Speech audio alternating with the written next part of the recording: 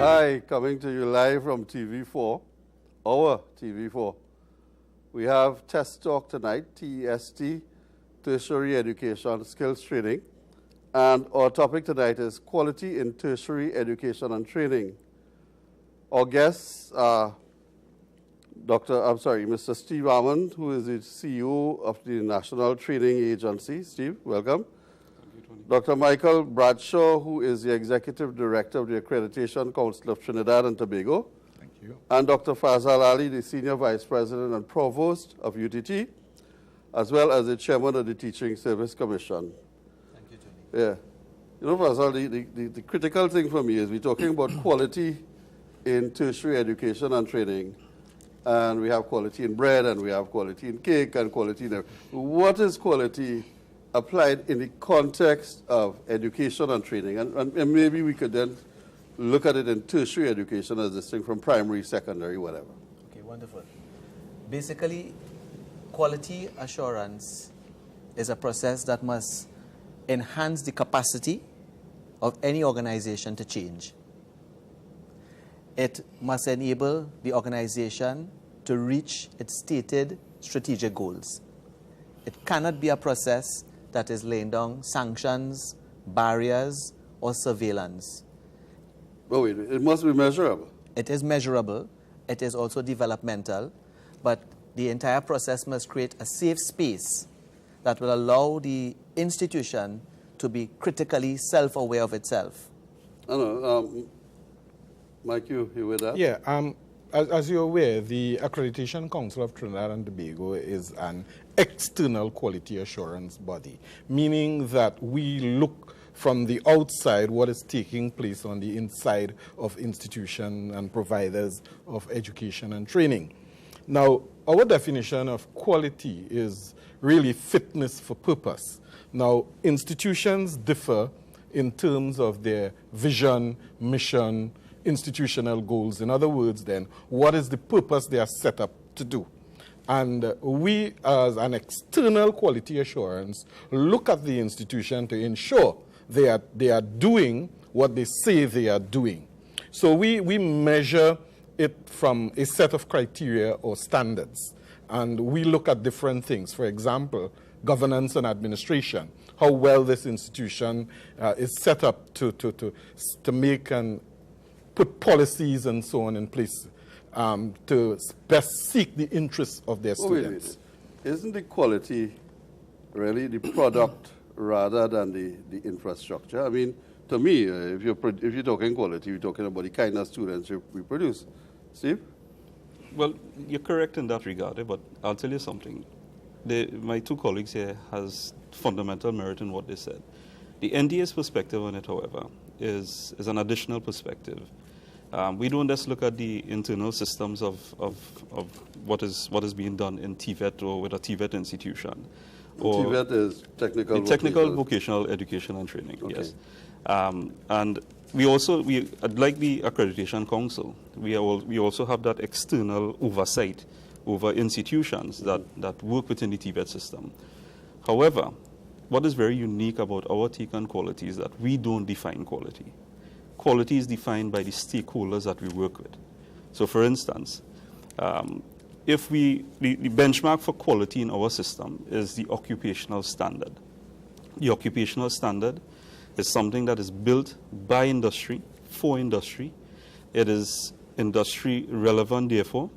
It is developed in consultation and collaboration by the people who expect it, who use it, and like I tell you, from the primary purpose, by who determine it. Mike, then. Yeah, I was going to... Mike, you started with governance, but, but that is...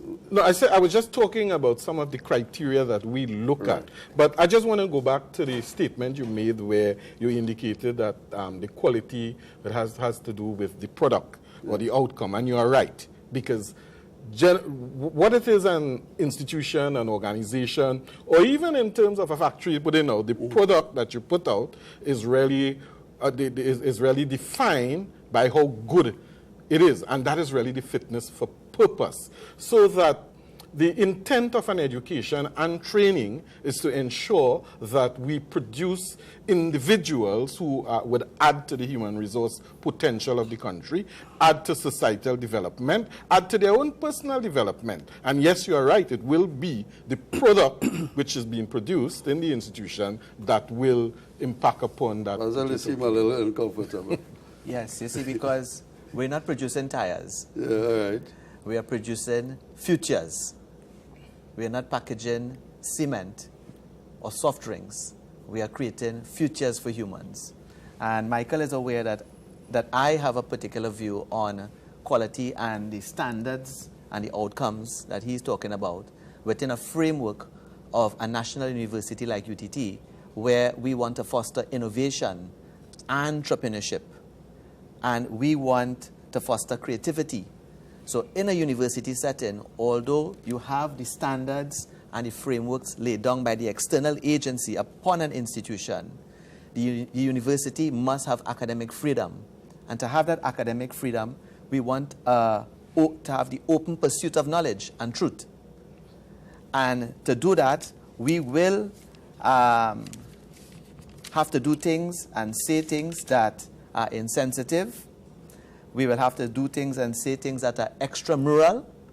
We will have to, however, ensure that whatever we're doing is not irresponsible. Oh, wait.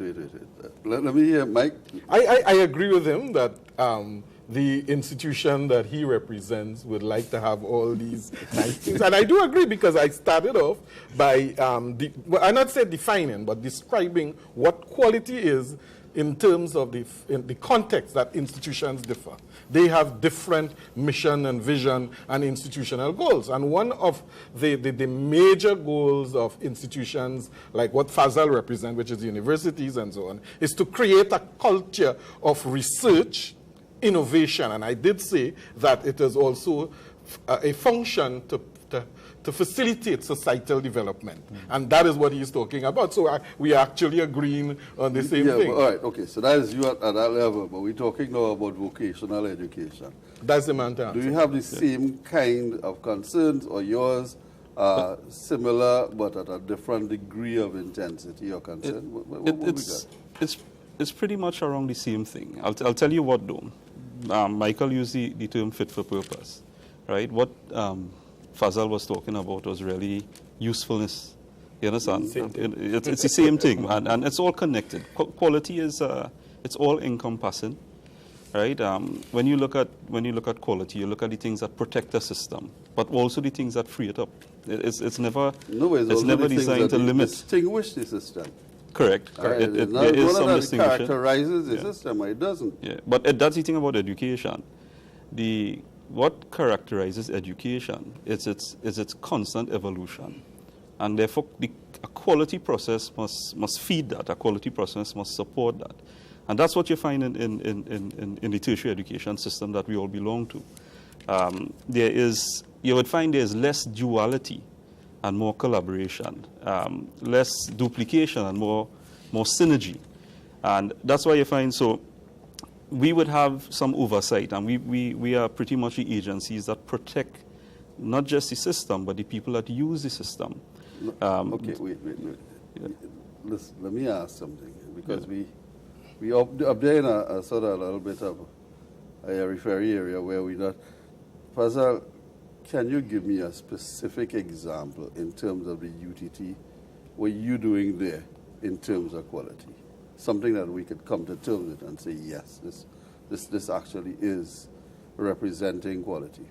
A very important aspect of the quality of curriculum development at UTT is, for example, every degree program is required to have an industry advisory board from experts and practitioners in a field. So, for example, we have an industry advisory board for chemical engineering, which we call process engineering, and for petroleum engineering. And together with our industry advisory board, we would develop something called a validation document, which is the curriculum to be taught, which is sent to Michael and the ACTT to validate and to approve. Now, one of the functions of Michael's organization when we are enacting a curriculum like that is to help the UTT to identify possible failures sometimes when we are implementing, because even the best design can fail. So they help us to identify points of failure when it is happening. They must also help us to recover quickly. They must help us to be resilient. The word resilience, for example, comes from Lazarus, to stand on your feet quickly, right? But internally, we will have our own quality assurance unit that will look at some of these failures, look at some of these problems, but their function is not simply to spectate at these problems, but they must become actively involved in fixing the problem in curriculum enactment and curriculum development. Okay, that's good in theory. Does it work in practice, though, Mike? Yeah, it works because, again, I mean, FAS don't like to hear the use of the word standards and criteria and so on, but there are these things that are put in place to ensure that there is some sort of framework for the institutions to work within with regard to what they are doing. And, of course, we also will help them in terms of risk management, which is what he was really talking about in terms of that.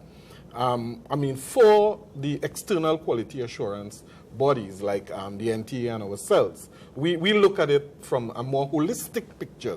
FAS is representing one institution. We have over 100+ institutions to really look at, and we have to look at it from different angles. And that's why we use sometimes the philosophy of fitness for purpose. And this is what this institution was set up to do. But if you to come back with the beginning of the conversation that you started with, you talked about outcomes and so on. Now, the major purpose of education and training is building a workforce. For the individual, he or she goes to a college or school to ensure that they acquire the best education, skills, knowledge, wisdom, whatever, to ensure that they get a proper job. And that's a job that they will, benefit them in terms of developing themselves and their families and so on. So that is really the crux of the matter. My concern is with the use of the term fitness for purpose. Let me explain. We're in a camera, we're in a studio here. Our cameras are very old. We would love to have new cameras. We're using them because we define these that are here as fit for purpose. But they're not really fit for purpose, in the sense that I see it or the engineers inside see it. Right. Because, so I don't like that as a definition of quality, because this may not represent the kind of quality we really would like to have. But we have to make do with until we have the wherewithal. And that's why we use the term just now, usefulness. Now, in education, one of the things that concern us all the time, in how we define quality. In fact, what we look at is really who defines quality, Tony. Quality is defined really by the end user. So if the student is the end user, the person in the system, they will be the determinants of the quality of the system itself. Sometimes it lends itself to the natural output. The quality of the system will lead to whether or not the students perform well at the end or during their term of study. The institution is the end user of quality in itself. The people that is coming out of the institution and entering the job market determines again, as the end users, determines quality. So we could produce, and I'll give you an example, we could produce very good courses, have an excellent curriculum, perfect delivery, tremendous graduation statistics. Great graduates. And if at the end of the day, the workplace, the workforce, the labor market does not determine the graduates to be the people that they want, then there's no usefulness. Therefore, the end user determining quality there defines what quality is. Let me come back to you. Tony, just before you move on to that, I mean, in terms of the description, and I'm not using it as a definition, I'll be talking about it, that one of the purpose of the education system and training system is to produce a more relevant and skilled workforce. And this is what my colleague is talking about, relevance. And quality will differ based on the person who has lens is it looking through. For example, 2 students may graduate from an institution and have a very different perspective of what quality means to them. because of the different experiences that they may have inside of it. Hence, that quality is very, very difficult to define because of that. But it seems to me, Pascal, that quality, like excellence, is a moving target. Yes. Very moving. Yes. So UTT has started a few years ago. You become accredited. But what does quality mean to you as a moving target? How do you, is it that you set one goal and you say, all right, we get accredited? What has really happened? Well, whether it is at UTT or at Oxford or Chicago or Northwestern, what you would find is you develop the curriculum for a master's degree or undergraduate degree. And so we could sometimes define that, as Mr. Bradshaw would describe it as, let's say, a canned curriculum, because after you develop the syllabus and the outline and the course descriptors, that goes to the ACTT for approval, and that is, you can describe it basically as canned. But the university would always have academics, people like Socrates, who would rather drink hemlock than stop the students from questioning, from breaking fresh ground, from disagreeing. And there will always be the inquisitor who would bring Galileo to his knees.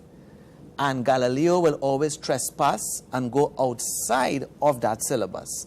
And there are students who will challenge the professor because they have a radically different view. Now, these things are not contained in that canned document at all.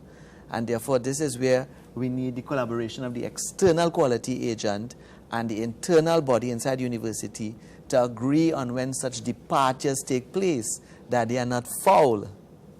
And that those departures don't challenge the organization to the point that the organization must retaliate. Well, let's take a break at this point. We're going to follow up on the voyages into outer space. No, I'm serious. And to inner space as well, the inner quality of quality and the outer quality of quality. Yes. Folks, we will be back. We're taking a short break. We'll open the phone line. So let me tell you the phone numbers so you could start dialing from now. 675-8747 or 675-8749. This is our TV4 with Test Talk. We'll see you back in a little while.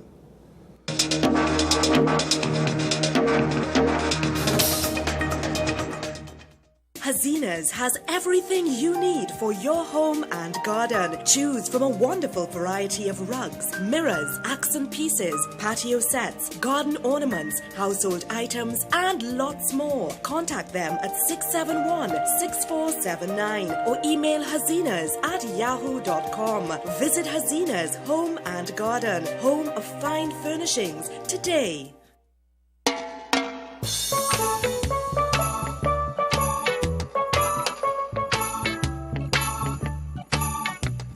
The National Integrated Business Incubator System was designed to bring together all of the services that entrepreneurs need to grow and flourish. IBIS offers a host of services, including financing through the form of loans up to $100,000.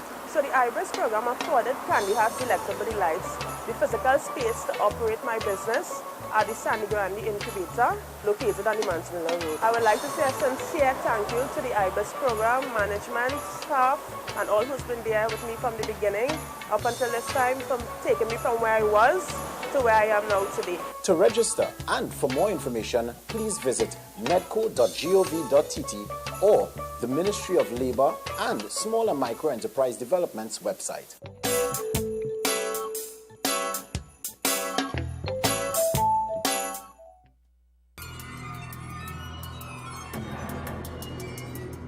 It's time to go local for real. TV4 presents For Real, a block of local film entertainment every Friday night from both fresh and seasoned homegrown filmmakers. This week's films, The Shouters and the Control Freak Empire, and A Story About Wendy. For Real, tonight at 10 p.m. exclusively on TV4, our TV. Brought to you by our gold sponsor, the Ministry of Arts and Multiculturalism, Division of Culture, assisting nationals in success in the cultural sector.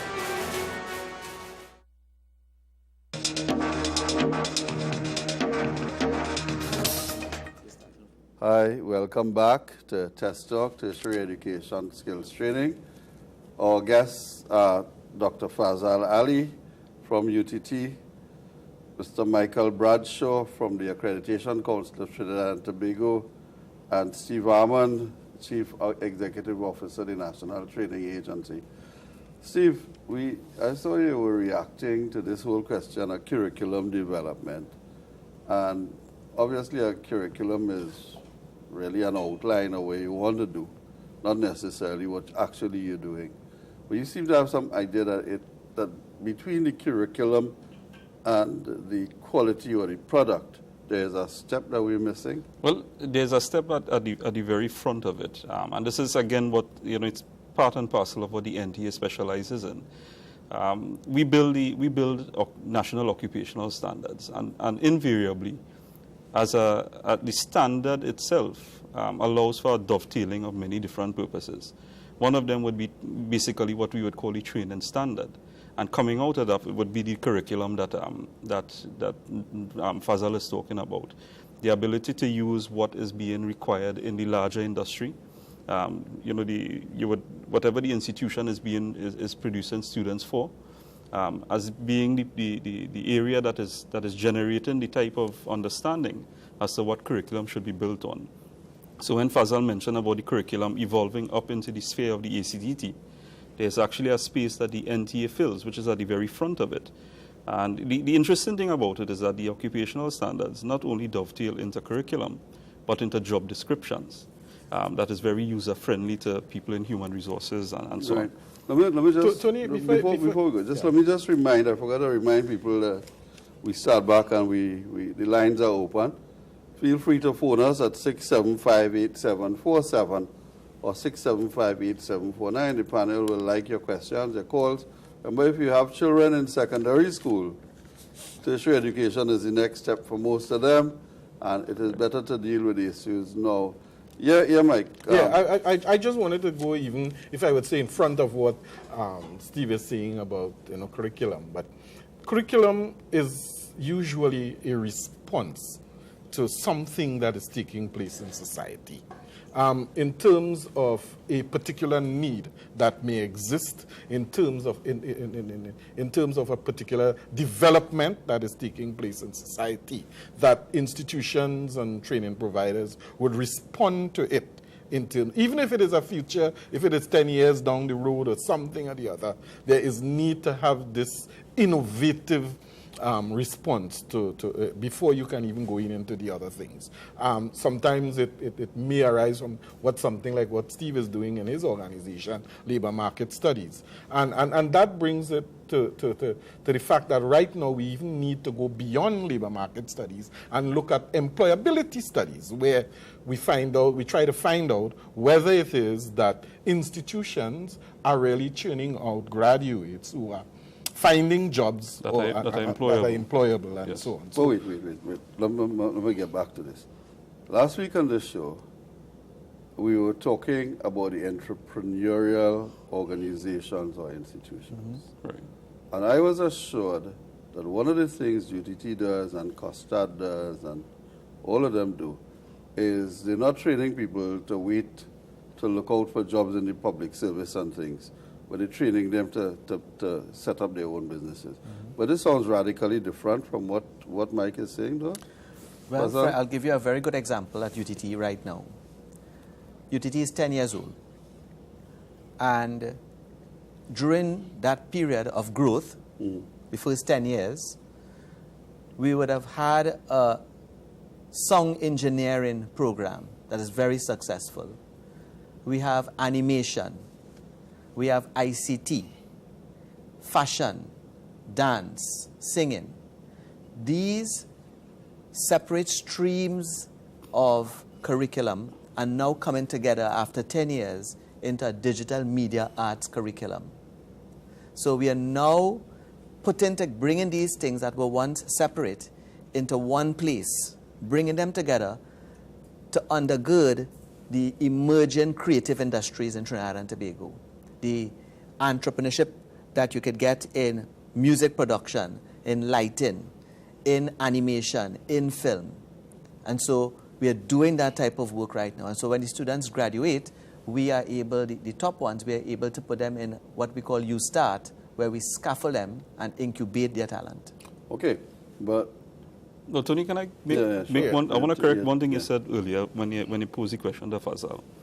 There's no disconnect between what Michael was saying.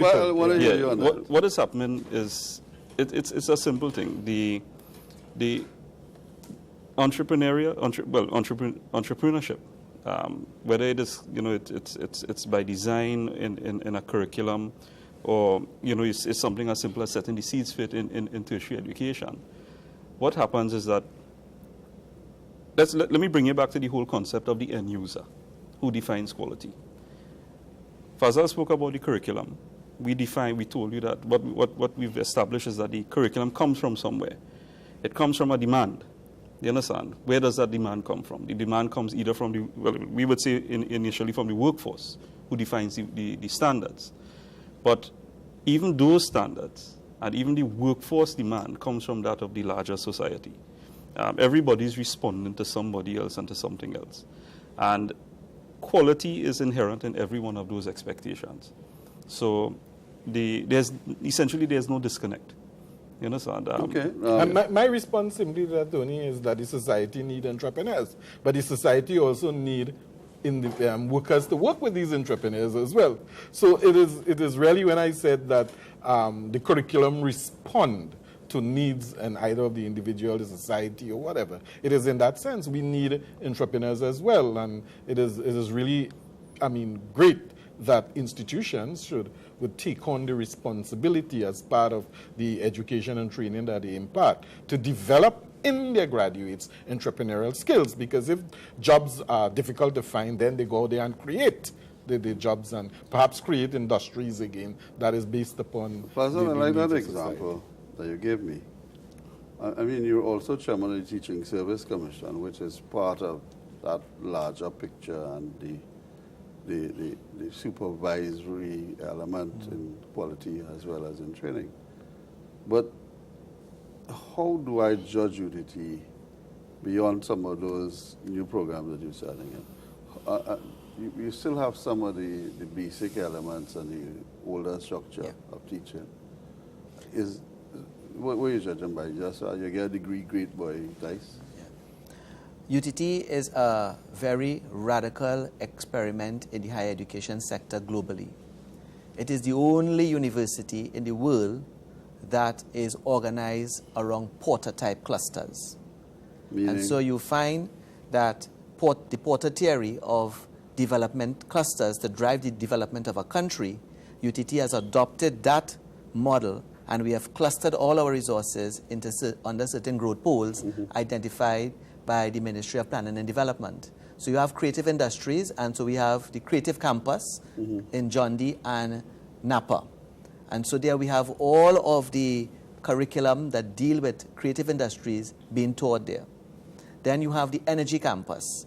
And there is where you are driving all of the work that will reposition production and consumption of energy nationally towards photovoltaic, ocean energy, wave energy, wind energy, and so that work is going on there. And we have a new director of the EITT at UTT, the Energy Institute of Trinidad and Tobago, Mr. Motilal. We also have another cluster for sport. We have another cluster for wellness. So we have clustered university resources under new growth poles in order to diversify and transform the national economy.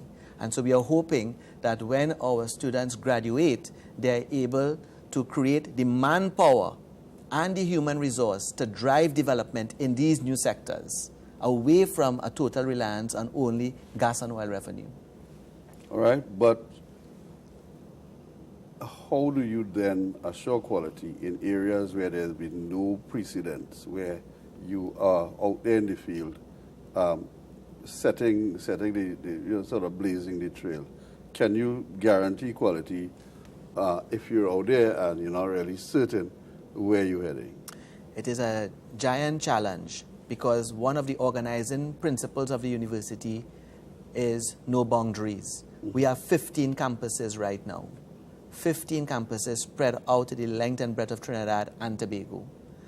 and creating campus clusters, the next stage in the next 10 years, the Board of Governors is directing and helping to carry the university into creating university campus offices. So I think the future of the University of Trinidad and Tobago would resemble something like the University of London. Yeah, well, the question then is how do you keep up? How does your accreditation council keep up with that, Dr. Bradshaw? Well, in terms of the external quality assurance agencies, what we really try to facilitate is a development of a culture of quality within the institution. And we really look at more the mechanisms that the institutions have in place to ensure that they have internal quality structures. So we look at it, and as I said before, we categorize them into different criteria and standards. Some may fit the institution directly, some of them may not fit it, but what we have is a wide variety. And this is really based on international best practice. It is not, quality is not just about, what is taking place here, because with the massification of higher education and training and with the internationalization of higher education and training, we find that individuals and graduates and even institutions are becoming more portable. Portable in the sense that they are transforming themselves. We have institutions from other parts of the world, US, Europe, and so on, coming and operating in Trinidad and the Caribbean. And we have local institutions that are moving out into different parts of the world. So therefore, we must have some sort of standards that compare with each other, whether it is happening in Trinidad and Tobago, in the US, in the UK, in Europe, wherever. So there are similarities. And Dr. Bradshaw, you were formerly the director of accreditation and quality enhancement of the Accreditation Council. Don't you find them contradictory, that accreditation and quality enhancement? Don't you find those two contradictory things? Well, it is not really, it depends upon the approach that you take. We at the Accreditation Council of Trinidad and Tobago had taken a facilitative approach that when we go into an institution to look at what is taking place there, to ensure that they have robust quality management systems. If we found things that are not congruent to what we expect, then we have to, we don't actually do it. What we do is suggest. But the Accreditation Council recently, just about a month ago, launched what is called the Quality Institute. Now, the Quality Institute is not a training organization. We do not, to say, really offer training and so on. What we do is to put mechanisms in place to facilitate institutional development. So we may even use best practice from what is taking place in UTT or UWI or the University of London and so on. And what is taking place in the outside world as well as what is taking place inside here. We refer to the term as best practice. Yeah, but let me ask you. See, at the NTA level, this is, because we're dealing with UTT at one level and the NTA at another level. How relevant is all of this to what you do and to the quality that people are looking for in your graduates? Well, we don't graduate anybody directly. We work with the institutions that graduate when I was people. at Carney and Redriton, I recognize what you do. But Right. So essentially, Fazal spoke about the campus clusters. How the NTA would look at what we do is in terms of stakeholder clusters. We bridge the supply side of the labor market to the demand side of the labor market. Essentially what we do is we bring around the table the training institutions as well as industry, so that whatever is produced from the training perspective is industry relevant. What we also do, and I'll give you an idea as to how we directly impact on quality. The NTA has 3 strategic mandates. We are what we consider a quality assurance agency. We are an awarding body, and we are a workforce development agency. And it's captured in those 3 areas because it's easy to define the products and services that we have. One of the real tremendous innovations in tertiary education and skills training is something that was launched in just about 3 years ago, something called the Workforce Assessment Center. The Workforce Assessment Center is a center that is used to assess basically the competencies of people in the workforce. Now, it is really designed as a mechanism by which the uncertified in our society who are performing skills. So in other words, they are competent, they are performing, but they have not, for whatever reason, they have no certification. This is a mechanism that allows them to be able to come, be assessed, and be certified. Now, the quality in the system is twofold. One, when their performance is proven, they are certified, and therefore they can say to the world that I am a certified, practitioner of whatever skill they perform. How is that important? It is important because it allows them to be able to be more relevant and more get a more secure view from the end user. The other thing is that by being certified, it allows them to articulate into higher education. So people before takes them across the border. Right. So in other words, somebody who is not certified comes to our Workforce Assessment Center, is assessed and deemed certified. That piece of paper that is now in their hands for the first time in their life allows them the opportunity, not just professionally, but also to be able to get into further education if they so desire. Okay, so here we have UTT. UTT on one side is talking about no boundaries, but on the other side it has campuses in geographical locations that are fixed. Right. That's not contradictory, Faisal? Well, our idea of no boundaries is grounded in the fact that we do not have deans. So in a traditional university, in the German tradition of what a university is, you would have faculties, and a faculty will be governed by a dean. So there are no faculties at UTT. So there's no faculty of engineering, but we have engineering programs. And each engineering program will be headed by an engineering professor. So Winston Sweet heads civil engineering at UTT, right? And so you have an expert in the area leading the content area. So the idea of no boundaries is that, for example, if you are doing a Bachelor of Education program and your specialization is in anything in the creative industries, dance, film, animation, that journey for you finds its fulfillment on the campus, on the creativity campus in Napa. If your specialization is in agriculture, it finds its fulfillment in EKIAF. If your specialization in education is sport, it will find itself finding its final fulfillment on the sport campus. Okay. So that allows the student and the faculty to move without boundaries. Okay. Oh yeah. So Mike, I graduate from UTT. Well, no, I get a bachelor's or something, and I figure I'm good.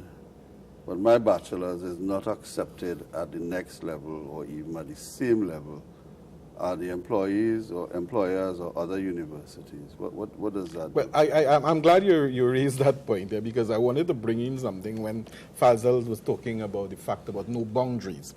One of the mandates of the Accreditation Council, and by extension the National Training Agency, is to develop a qualifications framework. Now, the qualifications framework, which we have translated as in what is to be called a National Qualifications and Credit Framework. I won't go into why we include credit right now. I think time is too short. But this National Qualifications and Credit Framework will do quite a lot of things. The first thing it will do is to facilitate the development of a seamless system of education. That's one. In that, it will chart the progression of an individual from as low down as early childhood care and education to as high up as a doctoral or even postdoctoral degree. Another thing it will do also is to represent on the framework where students can move either vertically or horizontally across. And here we're talking about at the three major groupings of qualification. That is academic, technical, vocational education and training, and professional, as well as other supporting. Let me just complete that. And the other factor about it, because Fazal talked about it, is about the issue of credit. And Steve also touched on it in that. You talk about the portability of credit, where from one qualification, you can articulate to another. So this articulation, however, while it is, there must be some kind of agreement among institutions, and so on and so on. And then the other thing that you talked about in terms of the credit factor. Now, the qualifications framework will guide institutions as Wouldn't it be 10 years too late? 10 years too late? No, let me ask. But before you go on in, we have a framework already existing, Okay. but it's basically for the tertiary qualifications. And Stephen, they have the... we are going to map the TVET into the that NQCF. sort of thing. There is something existing that we're working with. And that's but this is going to be... And I'm going to cap off what they're describing to you to give you a very good example that is happening right now of vertical movement and horizontal movement. A graduate of the UTT with an undergraduate degree, she has just been accepted to Yale. She will start her program in September of this year. That's one person. I wouldn't say her name because wouldn't be proper, but she will be at Yale doing her master's. That is vertical movement outside of the region system, in a very prestigious Ivy League university. Also, 1 year ago, one of the national scholars, a national scholar at the University of the West Indies, this young boy, looked at the curriculum, or the ICT curriculum offered on our creativity campus, led by Professor Rambali and Wufi Yu from China. And this child, who is a national scholar doing electrical and computer engineering, decided to transfer from the UWI into UTT. He is our first national scholar to transfer into the UTT, and he brought over his credits and courses. Okay, great. I'm glad to hear that. Let us take a break now. Please call us. The lines are open, 675-8747, 675-8749. We'll come back talking about quality in tertiary education. Thank you. It's getting heated up.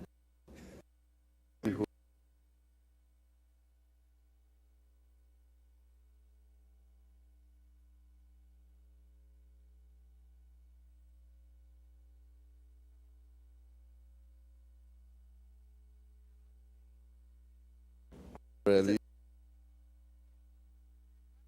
At the Hyatt Regency from the 15th to 17th of April.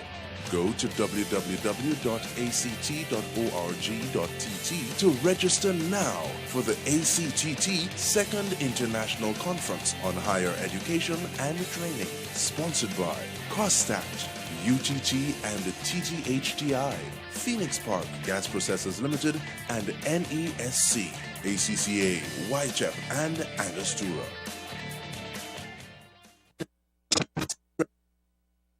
The Accreditation Council of Trinidad and Tobago will be hosting its second International Conference 2015 on Higher Education and Training at the Hyatt Regency from the 15th to 17th of April. Go to www.act.org.tt to register now for the ACTT Second International Conference on Higher Education and Training, sponsored by COSTAT, UTT and TGHTI, Phoenix Park Gas Processors Limited, and NESC, ACCA, YCHEP, and Angostura. We face many challenges every day, but how do we cope with this in a healthy way? Watch Psychology Live this Monday on TV4 with host Dr. Keith Lee Kwai. This new show will demystify psychology and give you the tools to cope with life's daily stressors. Stream it on www.gisltd.tt/TV-4. Tweet using hashtag Psychology Live or call in and share your views. Don't miss Psychology Live, Monday at 6:30 p.m. exclusively on TV4, Our TV. Hazina's has everything you need for your home and garden. Choose from a wonderful variety of rugs, mirrors, accent pieces, patio sets, garden ornaments, household items, and lots more. Contact them at 671-6479 or email hazinas@yahoo.com. Visit Hazina's Home and Garden, home of fine furnishings, today.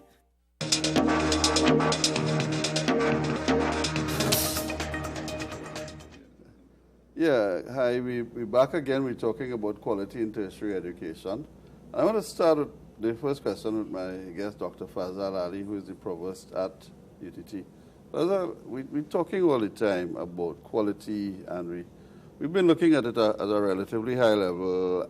We've looked at some applications. We've talked about students who moved from UTT to Yale in one case, a student who moved from UE and came to UTT, a national scholar. And I suppose this is my point of looking a little more closely at it. That interface between the person who comes in, the student, my son or my daughter, and the institution, at what point, where is that interface with quality? You'll be very surprised. Hi, just wait, we have a caller. Hi, welcome. Hey, good night. Good night. I have Hi. a question I'd like to ask. Yeah, please, go ahead. Right, it's concerning the, I think the National Qualification Center, Assessment Center, the Workforce Assessment Center. Sure. Yeah. So what you're saying is that people who may not have certification can go to the center and have their, maybe their experience assessed? Yes, yes, Great. in fact. So how would somebody go about doing that? Where exactly would they go? Sure. Well, well, if you would like to get information on where these centers are, Yes. and what these centers assess for, Yes. you can come to the NTA's website. That would have a list of all the approved workforce assessment centers. Okay. But what I can tell you is that the NTA is working assiduously with a number of organizations that have engaged us. Right now we have over 300 institutions that we are working with towards either training provider status or as a WAC. Okay. We have had a tremendous amount of employers engage us to become WACs. And essentially how it works is that a WAC will be approved to assess for certain skills. Okay. Because one of the things that's inherent in the use of in the purpose of the WAC Yes. is the ability to conduct the assessment. So, for instance, if somebody would like to be assessed, let's say you're a security guard. Right. And you would like to have your skills assessed as a security guard. You've been working as a security guard for a number of years. Right. The institution that you would go to now would be the Police Training Academy, Okay. who has been approved as a training provider and a WAC. And the program for which they would have gotten that approval is called General Policing. Right. And as part of General Policing, there is a standard for the security officer. Okay. So it depends on the WAC and it depends on the skills for which they have been approved to assess. Okay. But so that essentially is what it is. And like I say, you can get the information. You can call the NTA as well, and we'll be able to provide you with whatever direction you need. Yes. If there's a WAC, if there's a need for assessment, Yes. and there is no WAC that is at this point in time providing that assessment, Right. the NTA will assist directly. Okay, great. Do Okay, you by great. chance have, okay, so if I need to find, say, like a general list of areas that you're willing to assess, like maybe geriatric, childcare, those kinds Correct. And there are institutions approved. We know that, in terms of our nation's historical antecedents, a lot of us, we are a nation that look after our loved ones, and a lot of us Correct. would have a history in caregiving at home. That's correct. You can have that assessed at a WAC, and I know for a fact that there are WACs approved by the NTA that will be able to assess you along those allied healthcare skills. Great. And is there any age limit to the assessment? There is no age limit. Okay, and when you are... And there is no qualifications required. Okay, great. And what about a cost? Is there a cost attached? At this point in time, the cost would be attached to the institution. Some skills, because of the level of the requirement of the assessment, it may cost a little more. Right. As well as some skills would cost a lot less. But it depends on what the institution is doing. At this point in time, however, all WACs that are within the public system framework, for instance, companies like the NESC, MIC, and YTEP and so on, Yes. when they do an assessment, there is no cost to the, to the person being assessed. Great. Right? Okay. So, And I just have one last question. Sure, go ahead. With your certification, are Yes. you able then maybe to get into a tertiary, some type of pre-qualifying yes, program in a yes. tertiary system? In fact, the way the tertiary education system operates in our country, there's a lot of synergy, and it is a mandate of the ministry that all institutions work together so that there is that an articulation.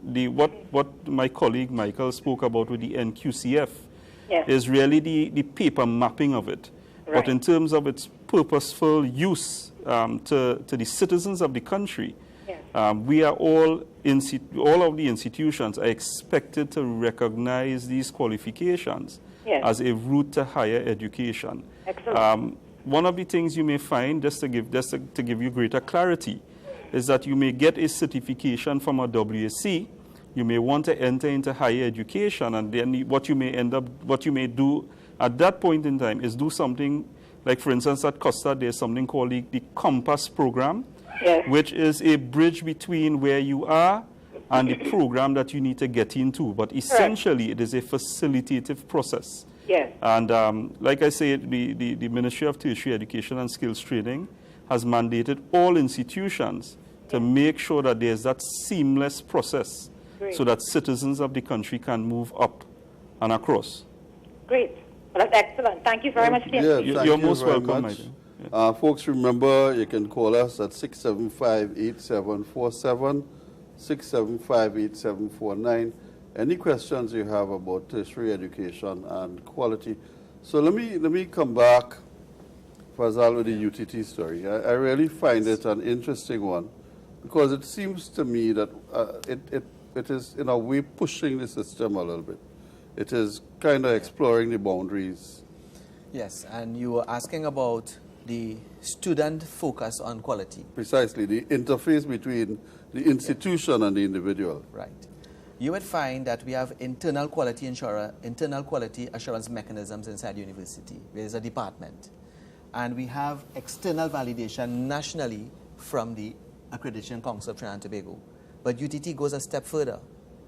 Every program must seek external validation.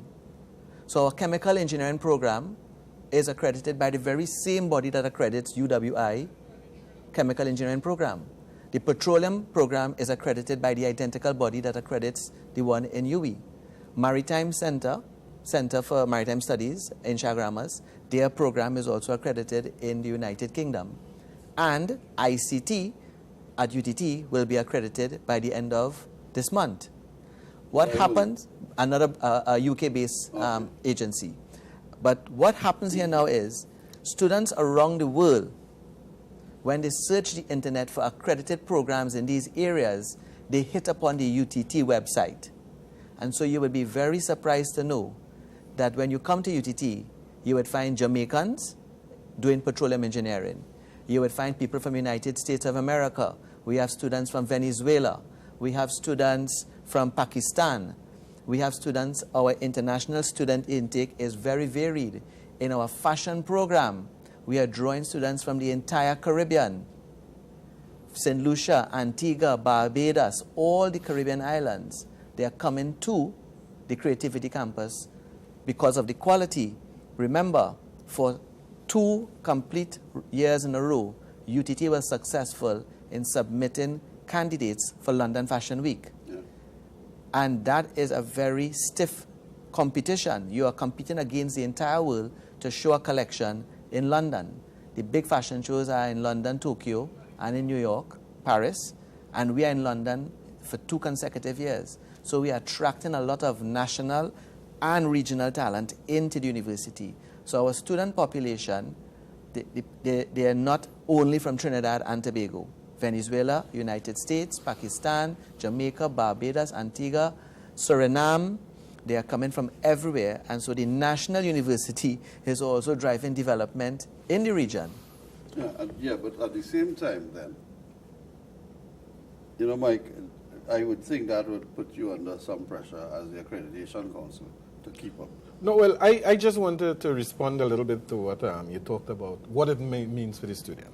And I can tell you in very simple terms, quality to the student or the graduates means simply this.